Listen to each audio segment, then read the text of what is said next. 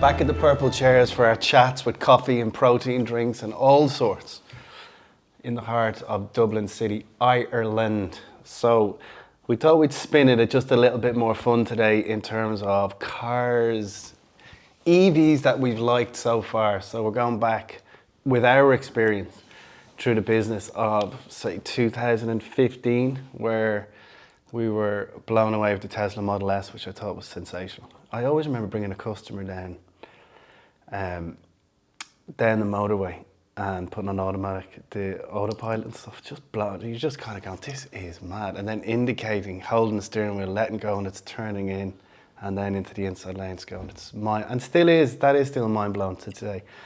But favorite car since? Favorite few cars since? So we're physically driving these 7 years in. I do like the E-Tron GT. I think it's build quality. Yeah, it's sensational. Looks. Yeah. I know it's a Taycan or Taycan, whatever way you want to pronounce it. But to me, it looks that little bit better. It doesn't have the Porsche badge, but technically it's the same car. Yeah. We got a couple of RSs which were really nice, weren't they? The RS. Just everything about it for me was beautiful. And funnily, because a lot of people that they were Tesla bent from hell bent for Tesla from, I think the first one of our guys was 2014 when he first got his Model S, and he got into an Audi E-Tron GT and hasn't looked back since. Loves it. That sticks out for me. I know it's the expensive side, but if you go back to sort of the mid-range, I think Polestar 2 was really good for me in terms of, again, build quality. How it drives versus a nice car, it really gave that sort of connection between them both, where Tesla was a bit out there with its tech and some of that. The Polestar for me just brought it back to what the experience like in a normal car, not as daunting. No. Well, Tesla ultimately are a tech company building a car. It's not a car company building tech, and still October 22, they're still way ahead tech-wise. Like, they're mind-blowing stuff, Tesla. Like, a real quick story, delivered an e-tron, one of the RSs actually, met the customer who came from 2 hours from his house to an hour from my house, meet in the middle, has a Model 3, he's given me a Model 3, forgets his keys, which are like the little card on the Model 3, Tesla. I was like, I forgot my keys, and I said, that's not great, is it? And he said, well, tell you what I do. So he put my email. So he put my email onto his account, and then he could link it to my account. Then I go into this is Tesla account, open his car and drive his car like that. And he sent me the keys a few days later. I mean, so that's mind-blowing stuff, and that's how Tesla are way ahead. That's the tech involved, yeah. Incredible. So that was amazing. But I agree with Polestar. I think Polestar is such a beautiful car to drive, and it's very, like what I was talking to someone about, it's like a Saab. It's not quite, everyone wanted to drive a BMW back in the day, and someone that drove a Saab loved the luxury but didn't want everyone to know about it. And Polestar is a bit like that, where it's like getting out of a car into a car that happens to be electric. Even the way you charge the car when you open it, it's like a petrol cap, or the way you open the front or the bonnet is like a normal car, and people love that, and the drive is lush, fabulous. But even going back prior to 15, I think the i3 really stole the march there on the i8. The i3 for me was too early though. It was like it is, and BMW, I think they dropped the ball after that. Yeah. They really still did. Is a great car though. You know, they had the right idea. They had 2 very, very good looking cars, a bit ahead of their time.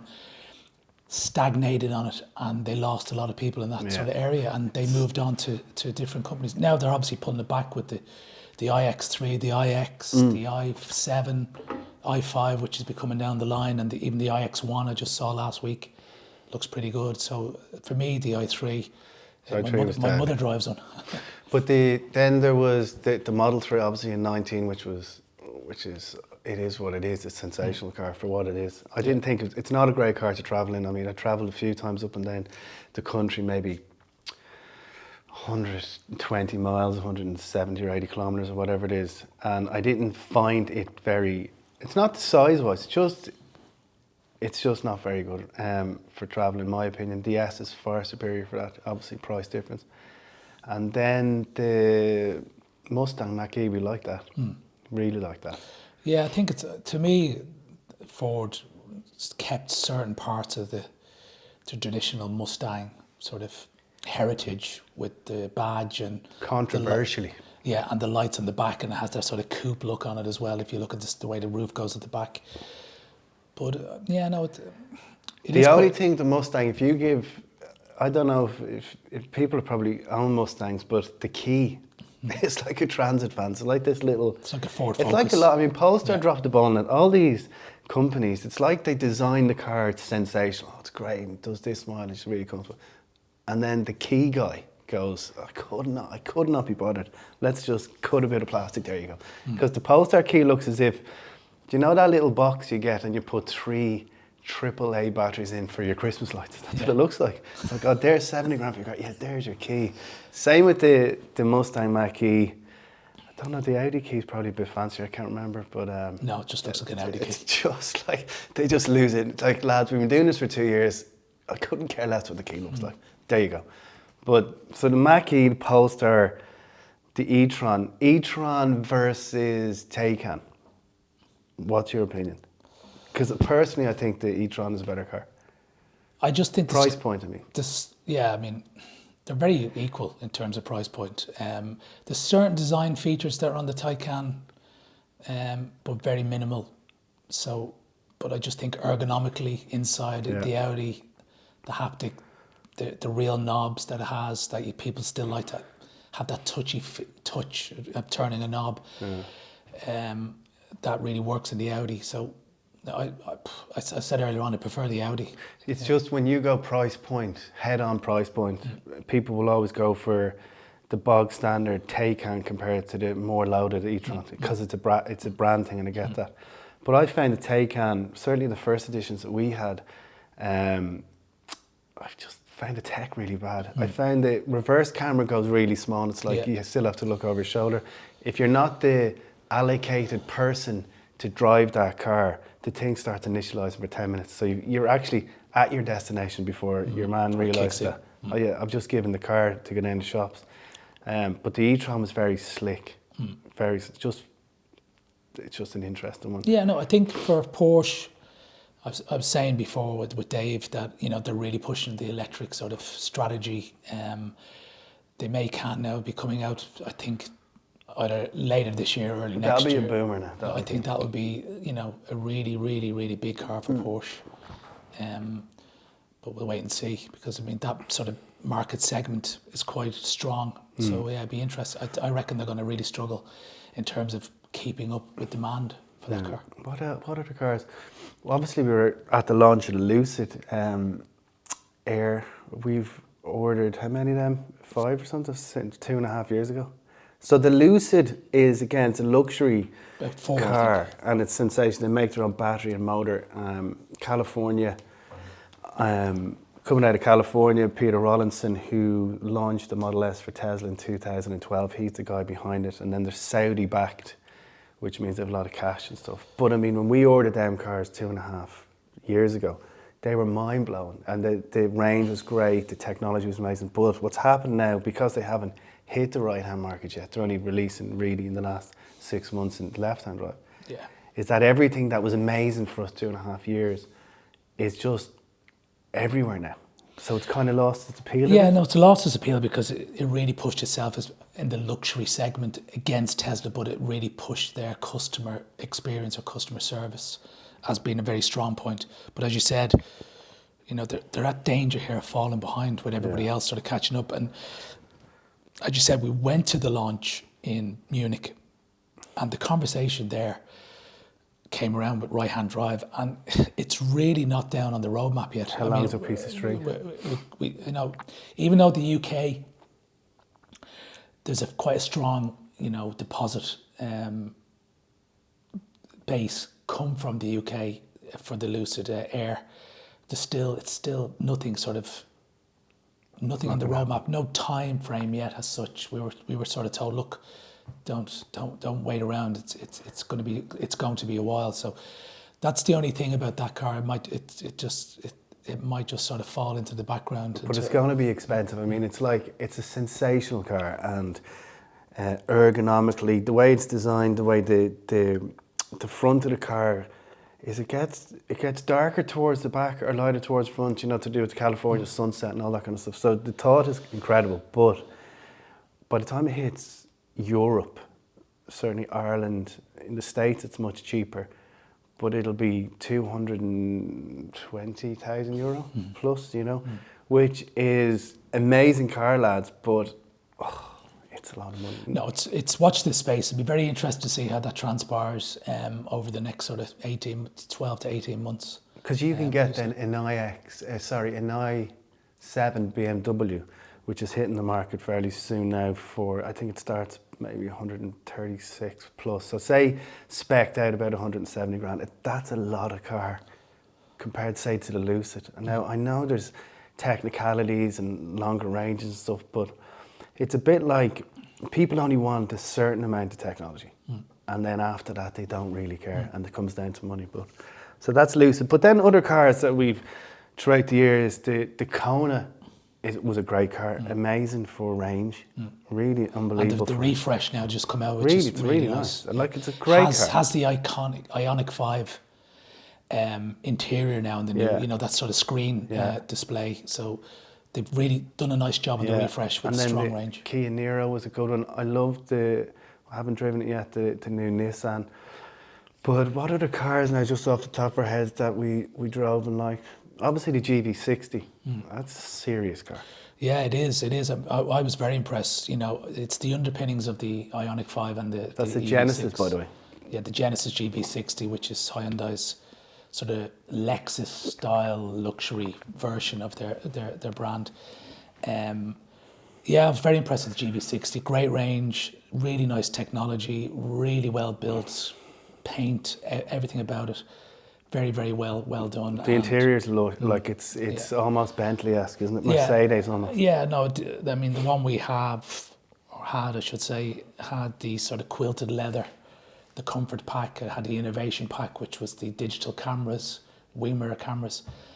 I was very impressed with that car. Yeah, very impressed. Yeah. And then the one that I'm driving at the moment is the iX BMW, which is effectively the new X5. It's a big Jeep kind of thing, which I think is sensational to drive, beautiful to drive. Now it does feel big when you're kind of just doing your normal stuff, but beautiful to drive, and you can see where they're going with it. I mean, the interiors are amazing, they're minimalist-ish, but technology, again, we go back to Tesla, technology is not anywhere close to Tesla, but it's enough, you know, because then what'll happen is, it's like a phone, there's so much tech, people only want a certain thing. You use your phone for text, phone, maybe email and a bit of the internet. Everything else is just noise, really. Same with cars.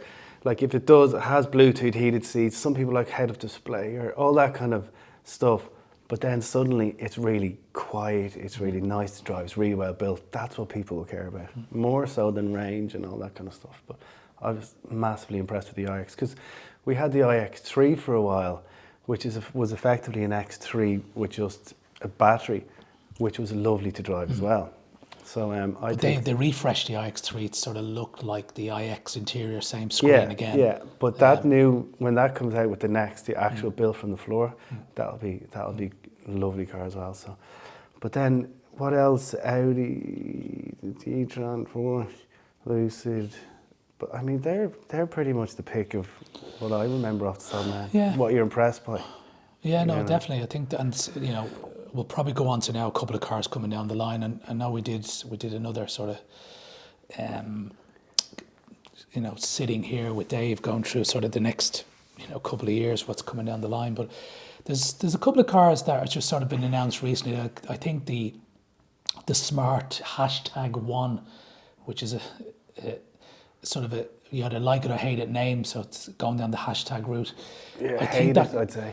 It's 66 kilowatt hour battery. I think that's been launched now against the ID3, against the Kona. But what really I like about that is, and you know, going back with our history of selling cars for, you know, like 15 years, is that Brabus are going to be doing a version of this, the hashtag One Smart. So it's going to be your standard, as I said, you know, that sort of small sector ID3 cone and stuff like that, but you're going to be able to upgrade it to a Brabus look as well. So be interesting to see how that looks. I think that'll be that will look good. I mean, it's sort of, it's 50% owned now by Geely or Geely, whatever way you want to pronounce it, and Mercedes. So it will have a lot of the Mercedes touches in it, but it have some of the Chinese technology as well. So I think it'd be interesting to see how that car does. I'm not sure about the price point yet, but that would be a good car. Yeah, I think small cars, and I forgot one just while you were talking about small cars that I was fairly obsessed with for over the summer anyway, was the Fiat 500 E. So that was 500E cabrio, and I love that car. I mean, it was one of those small cars that everyone felt cool in. The roof goes back when the car is moving. Very slick, brilliant to park, brilliant to nip around. And I think small electric cars will be a cool thing. I think the two sectors, a small electric car that are cool, and I think Fiat are great. Now, we have to see how the software and all that kind of stuff plays out, or reliability and stuff. I think that's a cool section. But then the other thing is it's the 7 seats, which the only one really is the Model X. Is that bigger market?